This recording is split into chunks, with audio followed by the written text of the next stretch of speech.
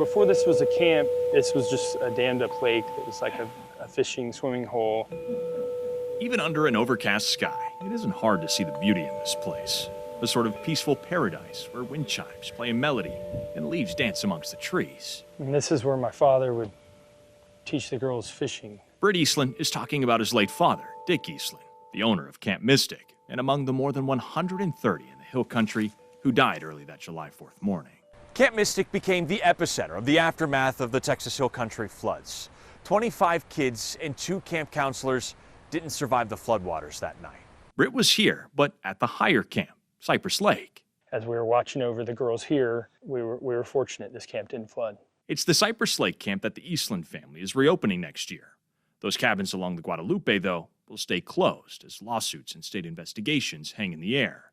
But before any kids claim a bunk at Camp Mystic, the rules around safety are changing.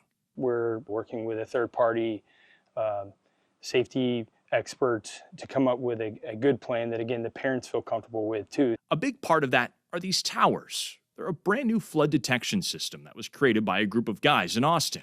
We're all dads. In fact, several of us, our daughters go to camp together. We know where the threat is coming from. We just don't know when. Like, why has this not been solved?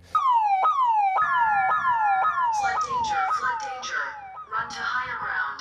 This could be the answer. The towers detect if floodwater goes into the bottom of the system. This is simple water detection, lights, and sirens. They have a plan to install about 100 of these towers all up and down the Guadalupe River. Now, here's the really cool thing. They don't rely on electricity or cell or satellite. They actually communicate with each other using a super long-range Wi-Fi type signal. But it can send a very simple, two-way encrypted code that says, turn yourself on, we have water here. It's why camps want the tech. Camp La Junta and Rio Vista are already on board.